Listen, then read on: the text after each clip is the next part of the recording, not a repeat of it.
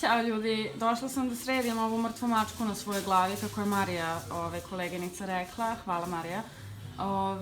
Došla sam jer sam videla Anastasinu kosu. Ćao, Anastasija. I danas će mi tim od 3 osobe, jel te, srediti kosu. Ovo je, može slobodno da se predstaviš. Ćao, ja sam Igor. Ovo tamo je Elena i ovo je tamo Vanja. Ćao. Ćao. On će mi danas napokon srediti kosu da izgledam kao osoba, a ne kao zombi. Tako da, Potrudit ću se, znači to je ključna stvar. Zato što vidite na šta ovo liči, ne liči ni na šta, jer sam, jel te, sama radila, a ovde ću staviti onaj kart za video. Ako niste gledali, ne znam zašto niste gledali, kao zato što sam se baš osramotila, ali dobro. Ja sam napravila haos sa kosom u suštini. Bilo je okej kad sam je prefarbala, sad se to ispralo i vidite i sami, bilo je delova koji su svetli, delova koji su tamni, zato što ne umem. I bilo je puno štrafti. Sad će vam Igor objasniti u suštini zašto se to dešava, zato što mi nubovi nemamo pojma u suštini. Tako da, eto, možeš slobodno da im objasniš zašto. Evo, sad ću ja otprilike da vam objasnim nešto, pošto ja malo nemam baš iskustva nešto previše sa kamerom. Evo ovako, znači ovde, šta mi imamo ovde kod Ilona? Mi ovde imamo nekoliko nijansi, a kao što se vidi ovde, znači imamo neki izrastak ovde od nekih 4-5 cm i onda imamo ovde ovako intenzivno žuto. Žutu nijansu, pa malo slabije narandžastu, jače narandžastu, do ove neke ovde, koje ne znam i ja sad koje boje. U svakom slučaju tamnija od ove. Sad, zbog čega se to njoj dešava ako je ona stavljala blanš na celu kosu ravnomerno, sve raščešljala i sve to odradila kako treba, po njeno? Zato što mi na kosi imamo 2 zone, toplu i hladnu. Znači, ova topla zona koja se nalazi na tom čevnom delu, ona je mnogo toplija i tu je cirkulacija krvi mnogo brža, samim tim i proces farbanja i proces izrada boje mnogo brži nego ovaj ovde pozadi. Zbog toga ćemo, kad budemo stavljali blanš ili boju ili bilo šta, znači krenuti prvo od poslednje strane, znači odnosno od zadnje. Znači kad radimo boju, kad radimo blanš, kad radimo bilo kakav hemijski proces, trebalo bi krenuti od nazad, da bismo dobili usklađenu boju nazad i napred. Jer ako stavimo boju napred i krenemo od napred da farbamo, znači boja će nam pre izvući, mnogo će biti svetlija ovde na tom prednjem delu nego na zadnjem. I kad završimo kolor kompletan, mi ćemo dobiti ovde za ton do 2 pozadi mnogo tamniju boju. To je prvi faktor zbog čega je boja nejednaka, a drugi je taj što od toplote kože glave mi dobijamo bržu reakciju pri korenu, što znači da nam boja brže isvetljava ovde kod korena. Tako da ćemo se potruditi da radimo malo dalje od korena, izvlačit ćemo prvo, znači, te krajeve, pa ćemo onda ići ka korenu kose. Znači, blanš prvi put kad stavljamo, ja se trudim da ga radim možda 1 santimetar sigurno od korena dlake, da mi ne bi ovde posvetilo. Ovde kad budemo stavljali blanš, možda ćemo, znači negde ćemo procureti, verovatno kad budemo u toku radili, pa će doći možda do korena glave. Tu će bukvalno biti boja bela, bez obzira što je ona ovde maltene crna, ona je u visini ovde možda neke 5 ili 4 čak, u tom prirodnom tonu. Ali bez obzira, ona će možda bolje da izvuče tu nego ovde. Vraćam se sa kilo folije na glavi, više od kile verovatno. Izblajhali smo sve. Sad čekamo u suštini da se to desi. Neću vam reći u kojoj ćemo boju se farbati, vidjet ćete posle na kraju. I fora je da bude što svetlija podloga, koliko sam ja skontala, da bi boja bila što bolja, je li tako? Pa da, ovde smo, znači, posle sat i po vremena rada, nas troje, naneli smo je foliju bukvalno u tankim sekcijama, znači bukvalno po pola santimetra smo odvajali svaki pramenčić kose, ove njene guste kose, i na svaki smo naneli onako dosta gust blanš sa 3 tačke pleksom. Znači, samo iz tog razloga da dlaka ne bi pukla. Dlaka će i dalje biti, znači morat ćemo malo da je oštetimo, jer bukvalno ne postoji farbanje kose bez oštećenja. Znači, ne postoji čak ni skidanje boja. Znači, blanš, kad dođe u kontakt s kosom, znači on mora da otvori kutikulu dlake da bi izvukao pigment i da bi on kasnije mogao da prodre u njega. To je ono što sam ja htela da kao napomenemo, da ne postoji šansa da se blajhate ili farbate, a da ne oštetite kosu, pogotovo ako se blajhate. Šta god da stavite na kosu, mislim, na kraju će svakako kvalitet kose da bude promenjen.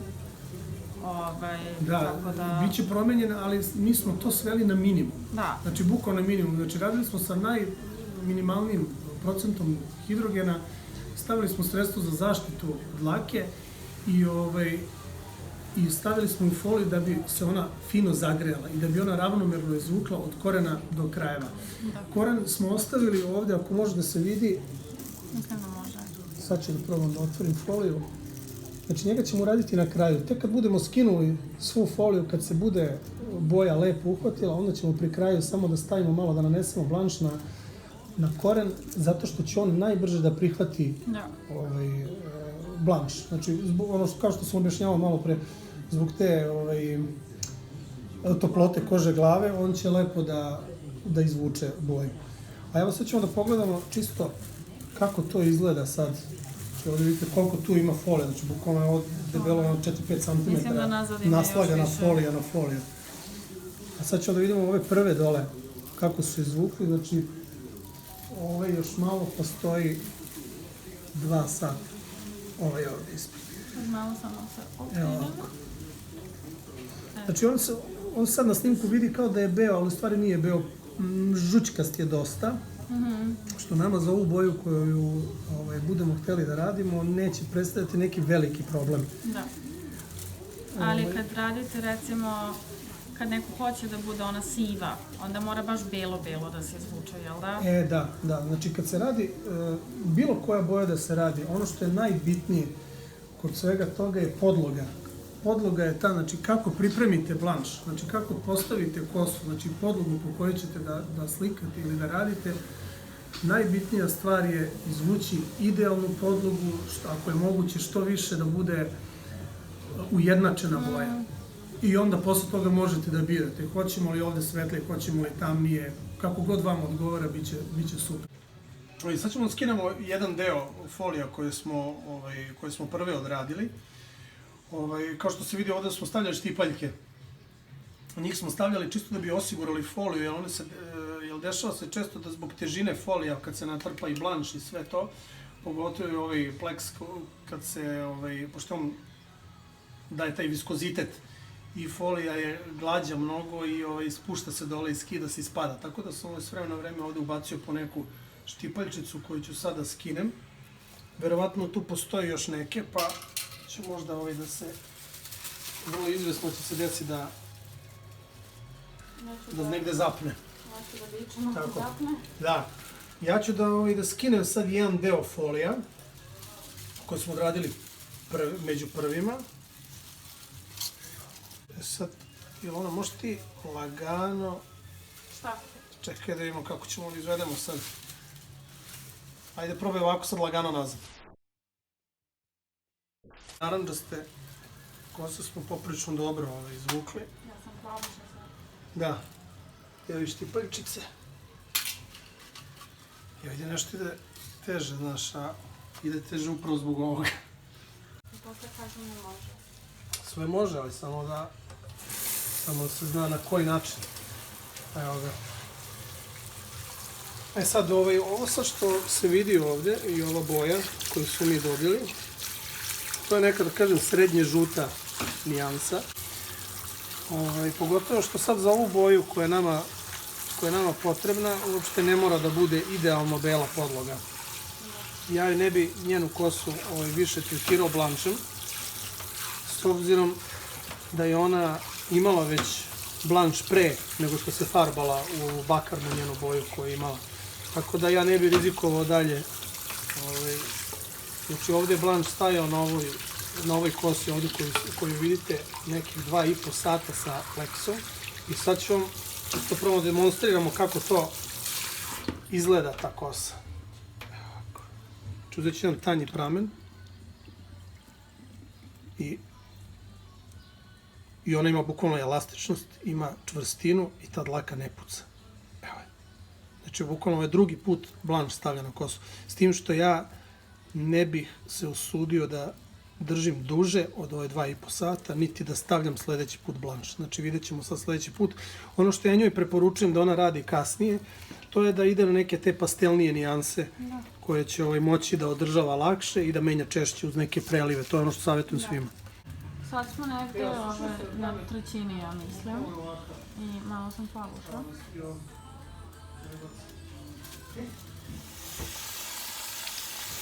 Evo ga, ovo će biti pri korenu. Znači tu smo stavili samo malo te jagode ili fuzije ili strawberry, kako god je nazovete. Ona u svakom slučaju izgleda ovako čim dođe u kontakt sa hidrogenom, sa razvijačem boje. A kad budemo stavili na kosu, ona će da krene lagano da tamni. Ovo ćemo raditi koren.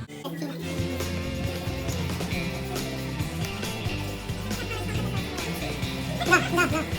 Znači ovdje sad pravimo stavljaju svetlu. Stavili smo tu jagodu. I sad ćemo kako što izgleda.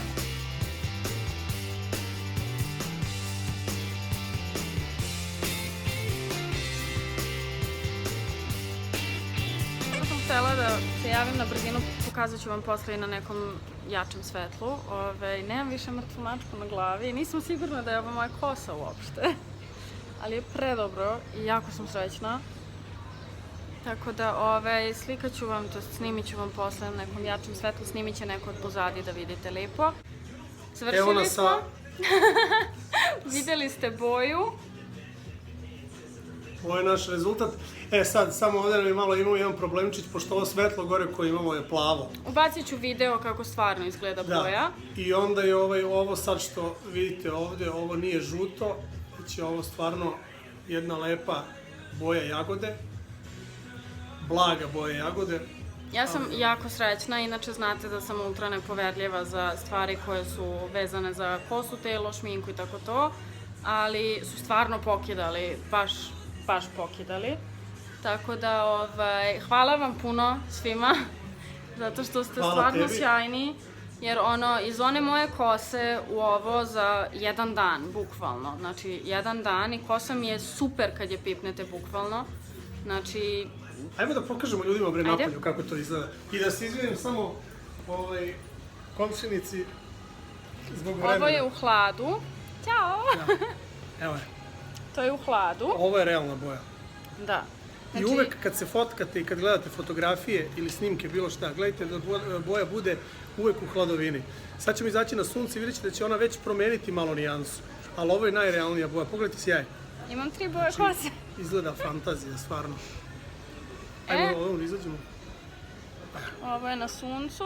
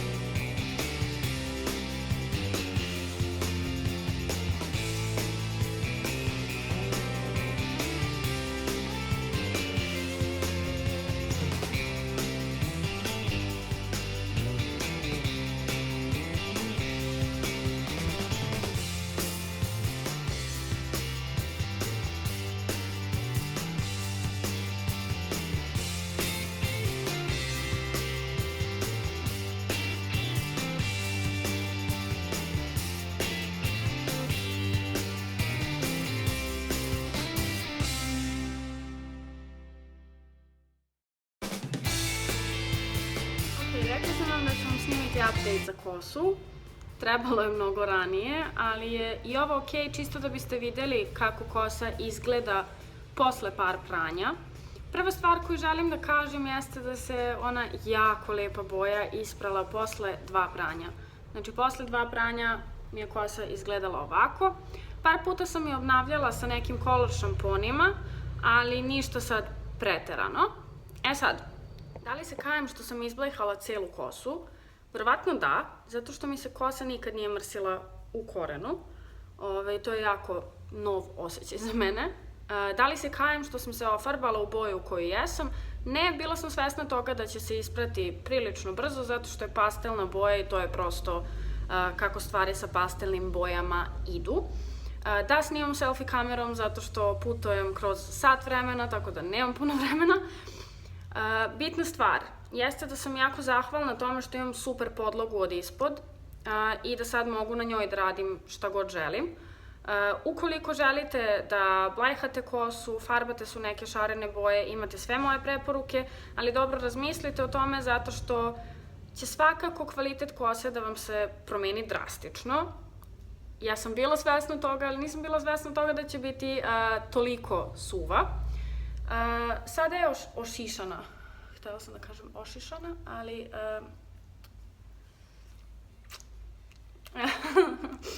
Tako da ovo je kako izgleda boja i ovo je koren. Već je izraslo dosta moje kose. Ono što znam jeste da se neću blajhati ponovo.